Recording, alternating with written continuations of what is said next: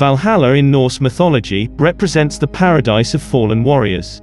The word comes from the Old Nordic language Valhall and means hall of the slain. The Vikings held councils and parties in such large halls, with large tables full of food and mead, an old drink made from the fermentation of honey with water. Valhalla is a hall like that, full of gold that belongs to Odin, the supreme god in Norse mythology. Over time the Viking paradise was confused with Valhalla, but the afterlife in Norse mythology is much more complicated.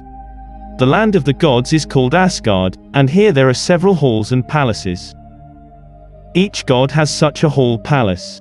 Depending on the way you died and the place you occupied in Viking society, you would end up in such a place. The warriors who had fought with bravery and died on the battlefield with a sword in their hands, reached Odin's hall. They were chosen by Odin and led here by the Valkyries, virgin warriors on white-winged horses. Only half of the warriors killed on the battlefield reached Odin in Valhalla. The other half reached the goddess Freya, on the Folkvanga field. The warriors of Valhalla were known as Einherjar, and did nothing but feast and get drunk, fighting among themselves until the arrival of the Ragnarok, when they were summoned by Odin. This myth appears very often in Germanic and Viking heroic legends. In front of this hall stands Glasir, a majestic tree described in Norse mythology as the most beautiful among gods and men. Around this tree live strange creatures, such as Eikthurna, a deer that eats its roots, and from its horns flows a liquid in the magical spring, Hvgelmir, the source of the birth of all the rivers around the world. Also here can be found Heidrun, a goat that eats the leaves of the magic tree, and produces mead for warriors. Even Odin himself tells us in the Poetic Edda what Valhalla looks like. He is talking about a huge, bright, and gilded hall. From here, Odin chooses every day the fallen warriors worthy of this privilege.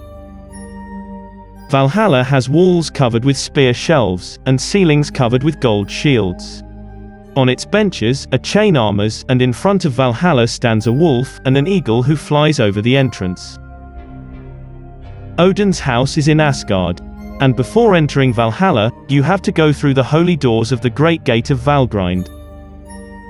Valhalla has 540 doors, through which 800 warriors can go out at the same time. On these doors will come out the warriors to fight Fenrir, the great wolf, when Ragnarok, the apocalypse in Norse mythology, will arrive. Also in Valhalla, we find Thor's hall, called Bilskirnir. This hall has 540 rooms, and Odin tells us that this is the largest hall in Valhalla. So from here we understand that Valhalla is not only a hall, but an entire area of Asgard, the land of the gods. We have accounts from other Viking legends about this place. Some say that the last warriors to arrive here have to do jobs like fetch water for other senior warriors, to take care of dogs or horses, maintain the fire, or feed the pigs. So even here there is a hierarchy, probably depending on the merits and prestige on the battlefield, and in the life of the fallen warrior. The Vikings really believed in these places.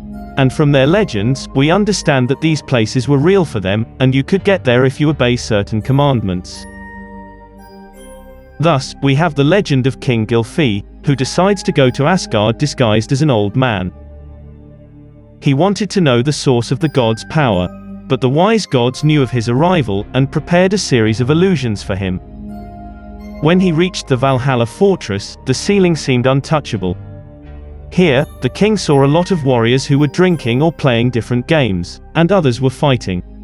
The king sees 3 thrones, and on them sit the rulers of the gods. The king is told that the fallen warriors become Odin's adopted sons. The Valkyries serve mead at the warriors' tables. They are also sent to the battlefield after those chosen by Odin. Some believed that the Valkyries would become wives of these warriors. The king wonders how so many people can live in the same place, practically all the warriors from the beginning of time. But it is explained to him that there are only half of them, and they will still not be enough against the wolf Fenrir. The king wonders what Odin feeds them, and is shown to him a wild boar, named Saurimanir, prepared in a magic cauldron, which is eaten every night by gods and warriors. One of the last explanations received by the king is that in addition to the fact that all the warriors who arrive in Valhalla have something to eat, they also have a place to sleep. He is told that Valhalla is so big, that he still has free rooms for all the warriors that are still alive. This was the story of the mythical place of Valhalla. I hope that you enjoyed this episode of Mythos, the Historian. And if you really did enjoy it, please like the video. And if you look forward to new videos on my channel, please subscribe and click on the bell to be notified when new videos arrive.